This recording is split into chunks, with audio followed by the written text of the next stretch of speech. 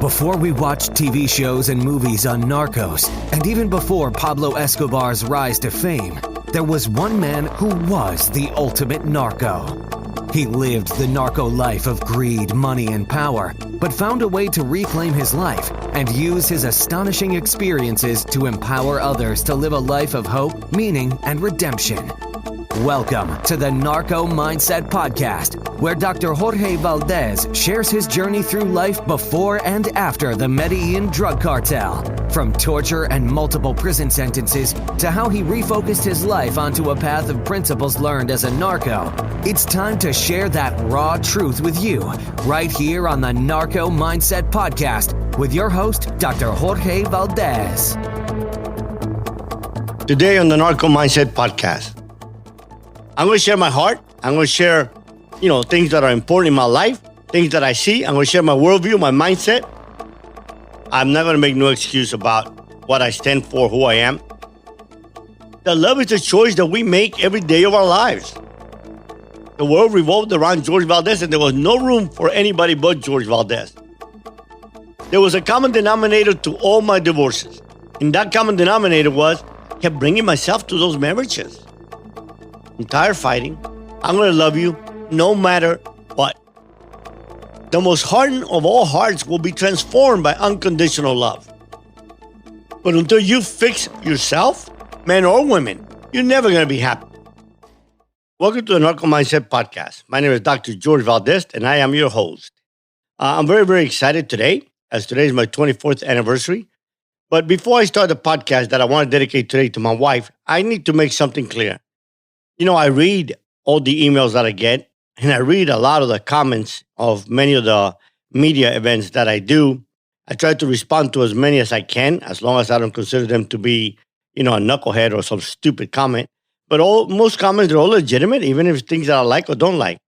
But what I wanted to address is a comment that was made on the podcast ratings, and it was by someone that felt that I had turned from exciting episodes all of a sudden to evangelizing and to very religious. I don't know who that person is. I'm not going to say his name. But at the same time, what I want to tell him is this. I said from the beginning, this is not a religious show. This is not a show where I'm trying to share my faith in a manner of trying to convert anybody. But the truth of the matter, and I make no beef about it, my life was transformed by the love of a Jewish carpenter named Jesus. So a lot of my life is intertwined with the decision I made to one day follow Jesus. Now, I share that with you because it's my life. It's my story. Not for you to convert, not for you to like it, not for you to dislike it, with no purpose at all but to share my life. For me to say the horrible decisions I made in the cartel, etc., and then not to share how my life was transformed. It wasn't transformed because one day I saw unicorns and said, oh my God, look at these unicorns are so wonderful. I'm going to be a good guy today. No, it wasn't, by no means. So when you hear me talk about any religious reference, or when you hear me talk about my relationship with Jesus Christ, which is very, very important to me, know that it is with no intention to convert you or anyone. Now, like I always say, if the shoe fits, wear it. If not, get another shoe. At the end of the day, this is the bottom line. If you like the podcast, tune into it. If you don't, just turn it off. There's millions of podcasts out there. I'm going to share my heart. I'm going to share, things that are important in my life. Things that I see. I'm going to share my worldview, my mindset. And when it comes time to mention that anything that impact my life or it refers to my life with my relationship with Christ, I make no beef about it. I love you if you're a Muslim, if you're an atheist, if you like unicorns. I don't give a damn what you are. I love you because at the end of the day, commandment I was given, love thy neighbor as thyself. I love myself a lot. So it doesn't say love thy neighbor if he is a Christian. Love thy neighbor if it's Jewish, Muslim. God knows that for me to say love thy neighbor if he was a Christian, most of the people have a hard time with our Christians. So again, I wanted to make that right off the bat because I wanted to address that publicly so that everybody knows, no, I have not changed from my original intention, which is not to evangelize. There are podcasts out there that is their mission. That is not my mission. My mission hasn't changed one bit, to tell raw stories about my life, talk about my mindset, to give people hope. So therefore, as I said before, if you enjoy the podcast, share it. If you don't enjoy it, turn it off. I'm not going to make no excuse about what I stand for, who I am. At the end of the day, my only mission in life is to let people know that, listen, your past does not define your future, that there's love, that love transforms the most hardened of all hearts, to tell people that there's hope and that there is redemption. When I share what has happened in my life, it is my life. It is my story. So with that said, I want to get into today's subject. Today, I want to dedicate this podcast not only to my wife, but to all wives and to all husbands out there. You know, I celebrate 24 years of married to the most amazing women in the world. And it was not easy. It's been 24-year journey of making a daily decision. What do I mean by that? The daily decision that I hear all these cases, well, I fell out of love. We fell out of interest. We don't share nothing in common. And, you know, to me, it's so hard to understand because, and to be honest, I did the same thing. But today is so hard to understand because I realize that love is not an emotion. That love is not whether you're in heat or not in heat. That love is a choice that we make every day of our lives. You know, that old movie, Love Story, love means never having to say you're sorry is bullshit. The biggest success of a marriage is always having to say you're sorry. I thank God that when I met my wife, she looked at me and she said, look, I'm poor. I have nothing to offer a man but what God has given me. If that's the woman you're looking for, we can try a relationship. If not, find somebody else. I wasn't even looking for nobody else. Honestly, I thought I was going to become a monk. You know, I came out of prison. I was just so gung-ho to learn everything I could about God. I looked at my life and I'm like, you know, I have 3 failed marriages. I'm not good at marriage, so check that box. I already have 4 kids. I didn't want any. I adore all 4 of them. I don't need no more. Check that box. And I don't like to be second in anything. As I always said, second is the first loser. So therefore, I wanted to be the greatest theologian in the world. So I had found this monastic order called the Oblates, and that's what I was going to do when I went to Wheaton College. My idea was to go to Wheaton College. I had 1 semester and a half to do and just go through there. Nobody would know who I am. Remember, back in 1995, there was no great snitch, which I call Google. Just go there, take my classes, and leave before anyone even knew who I was. But then, you know, an event happened, and a young man was in the strut, and he felt like, you know, he had been lied to. He had been raised to be a preacher all his life. And he says, you know, I'm about to graduate, and I don't even believe whether God's real or not. And it's something happened in my heart where I had to share with him. Well, you know, the worm came out of the box, and it just exploded from there. So then I met this amazing young woman, and we decided to do it the way that it's supposed to be done in my eyes. We're not going to have no marital sex, and that's very rare for me. Because, I mean, I used to say, hey, you don't buy a car unless you try it. But I had never done that before. I had never been with a woman where our relationship was totally intellectually or it was totally pure. But being the extremist that I was, that's how I felt that I wanted to do it.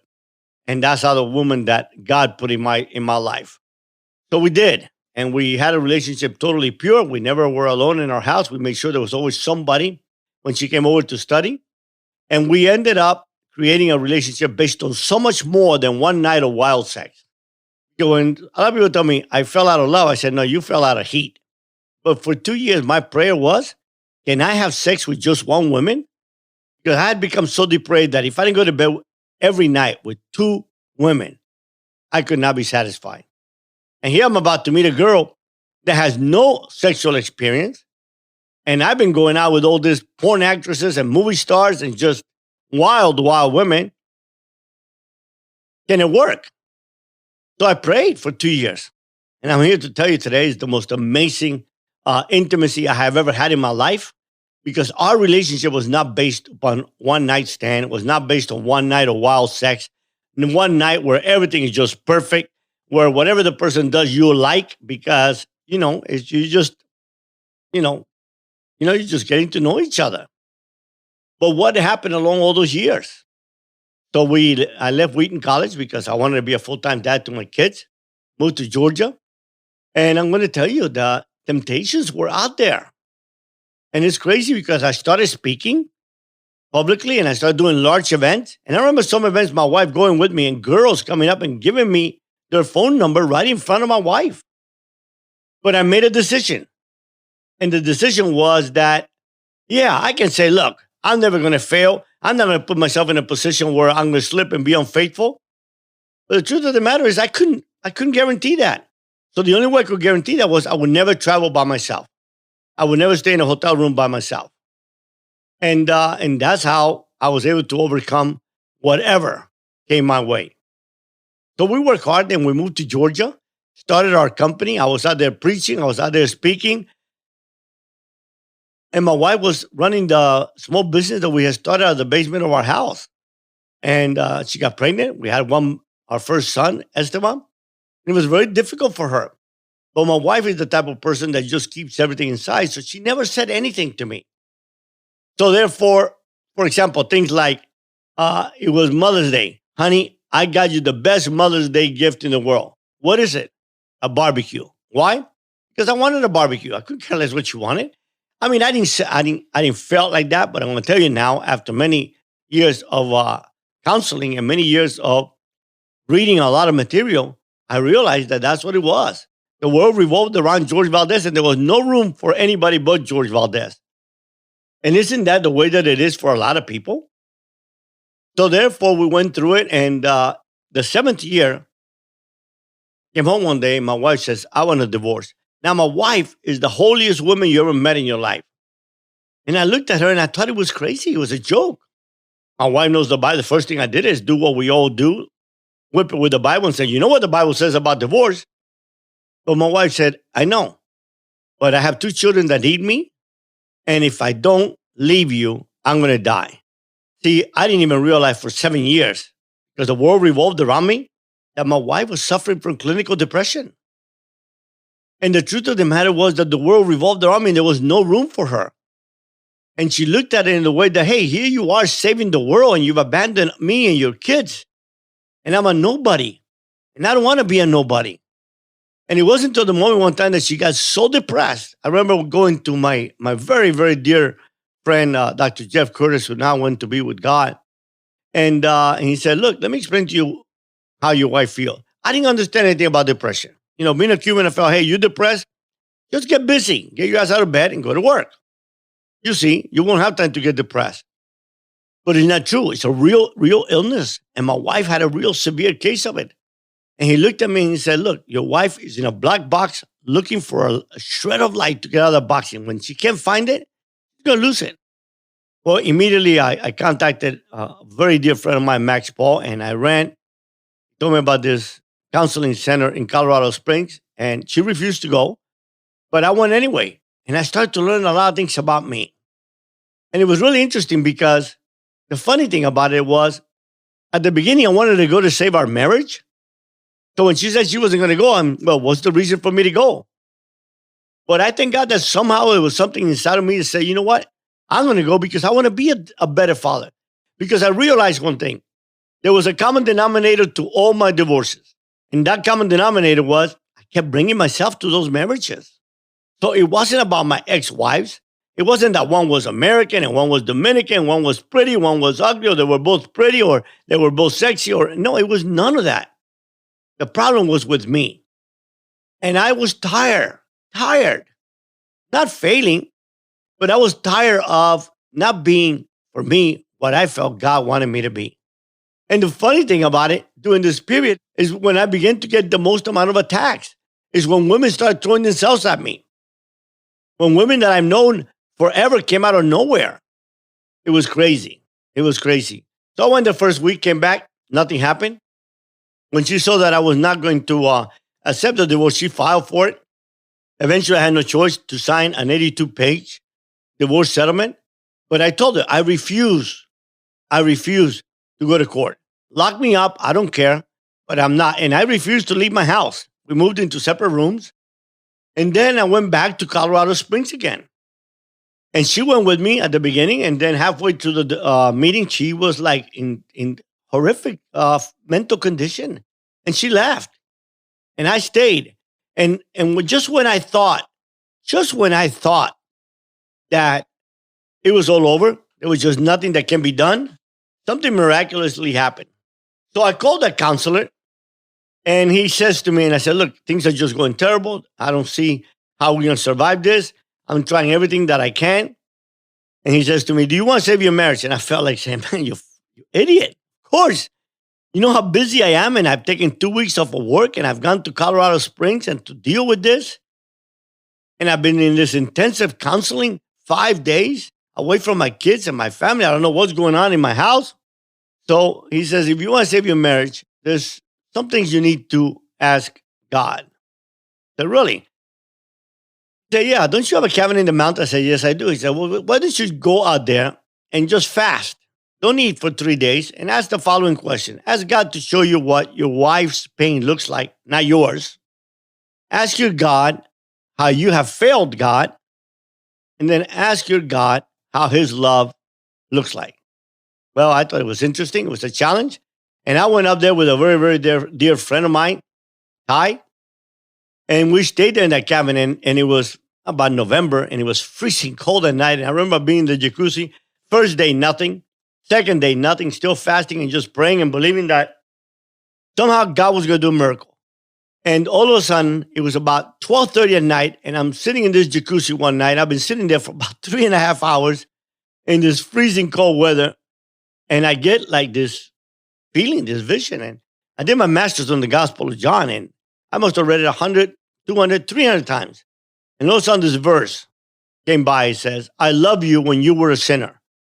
And I just broke down because everything, all the wrong I had done in my life just went right through my head. I mean, all the horrific things I've been involved with, all the people I had hurt. And I'm like, that's how you love me? Impossible.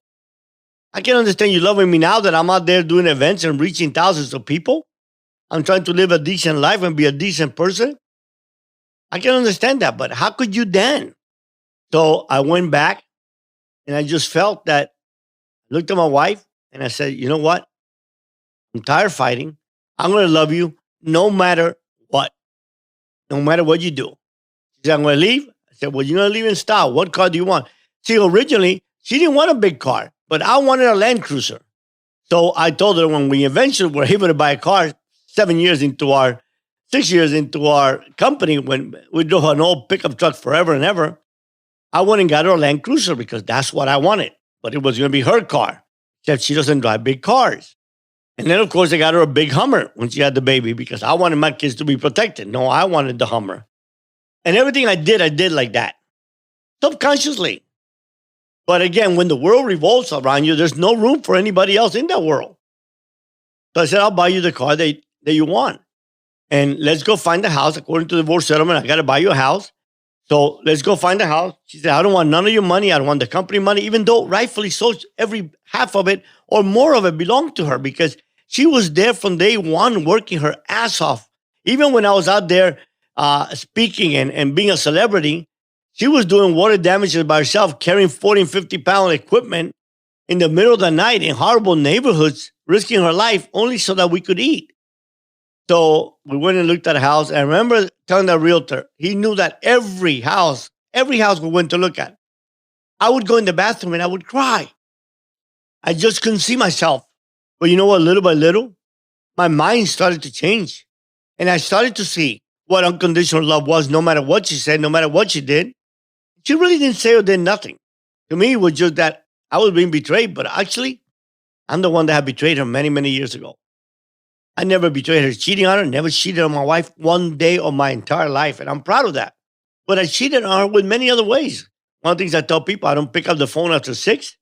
I used to stay on come home and stay on the phone till late at night talking to people. I went to the ball games by myself after work. So I spent a lot of time away from her.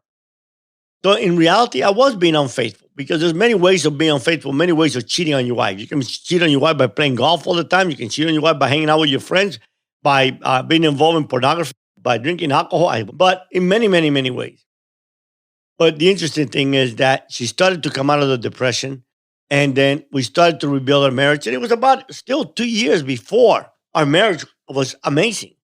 And what I did learn that day from there on is that, no, the world did not revolve around me anymore. I started speaking because I realized that the more I share my story and the more I talked about things I'd done, I started to enjoy it again. I started to vicariously live my whole life through my speeches. And of course, I was doing all this in the name of God. So it's all justifiable, right? No, bullshit is not justifiable. What we most do, the most in the name of God, is to love our spouse and to love our children and to love our neighbor, no matter what color, race, gender, religious affiliation they are, because the most hardened of all hearts will be transformed by unconditional love. Well, we've been married now after that event 17 years, and it's been glorious 17 years. I mean, even when my wife now leaves, when I know that she's got to go to like a doctor's appointment or anywhere she goes, I get edgy. And when I look at her at night, I love her. And when she wakes up in the morning, I love her. And whatever she does, I love her. And that's the message that I bring to you today. Children being raised by a single mom because of the selfishness of a man or the selfishness of a woman not wanting to be in the marriage again is devastating this country. It's devastating the African-American community, the Latino community, and the American community. And the truth of the matter is so simple. To love our spouse. I mean, think about it. There was one day in your life, unless you were drunk in Vegas and fell in love with a prostitute or something, there was one day in life you looked at that person, you thought it was the greatest person in the world. So what happened? Ask yourself that. There's many things that could have happened. But I'm going to tell you the main thing that happened was that you refuse to love. Because it's a choice. We either decide we're going to love someone or we decide we're just not going to love them anymore. Sometimes we see another relationship, another woman, and sometimes we think that the grass is much greener on the other side of the fence. But I promise you something. All you're trading is the same problems you encounter in your marriage for a different set of problems, probably with a different color hair or nationality. But until you fix yourself, men or women, you're never going to be happy, no matter in what relationship you are. And you're going to go from one broken home to another broken home, and there's going to be victims left behind. Like I left 4 children, and they're amazing kids today, but I screwed their lives up because I was selfish, because I was horrific. And I used to say that I adore them. But how could I if I was cheating on their mom? And I used to tell people in the cartel, no one dies for telling the truth. No one dies for being honest. No one dies for being faithful. And I had a code where faithfulness to the people that were sometimes horrific people was the most important thing in my life. But yet, what should have been the most important thing in my life, my wife, I was unfaithful to them. And I've apologized to both of them, 3 of them.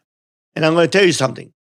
Every time I wake up in the morning, I ask God to allow me to be just a little better husband. Can't be the best husband in the world, but I can be a little better every day. So if I can be a little better every day, one day I'm going to be a hell of a lot better. So my dear friends, choose today to love your spouse. It's a gift from God. And love is a learned behavior. It's not an emotion. You can learn. If you feel that you've fallen out of love with your wife, well, then make the decision to honor your vows, to be a man or a woman of honor, and to choose to love your spouse. And if you've already been divorced, well, fine. We all make mistakes. Just learn that we need to change ourselves. Because if not, we'll make the same mistake again. We need to learn. And we need to realize that if we choose to love, and if we choose to love unconditionally, I don't love my wife because she satisfies me in bed or does not. I don't love my wife because she's a great cook or not. I love my wife because I make a choice to love her. And I love her more than my life. So today, in this message, I say, choose whether you will love or not. And I tell you, I promise you, this life is short. We just can't go on destroying homes, destroying marriages, because we're selfish. So today, by choosing to love your spouse, to be the beginning of a road to being unselfish. And at the end of the day, remember, your children will be the byproduct of your decisions, of your actions. So my dear friends, as I go out to one of my favorite restaurants today, and as I drink a bottle of my favorite wine, Cayman Special Selection, to celebrate 24 years of marriage to the most beautiful woman God ever created, I thank you for listening. If you enjoyed this podcast, subscribe, share it with your friends, tell everybody about it. Hopefully, together, we can make a difference. Together, we can change the world. One child at a time, one marriage at a time. God bless you and Godspeed. And we'll see you again next week on the Narco Mindset Podcast. We've come to the conclusion of this episode of the Narco Mindset Podcast, but your path towards hope, meaning, and redemption continues. For more information and resources to help you on your path towards finding a life built on integrity, honor, and truth, head to JorgeValdesPh.D.com and join our community. We appreciate you joining us for this episode and look forward to helping you find your turning point right here on the Narco Mindset Podcast.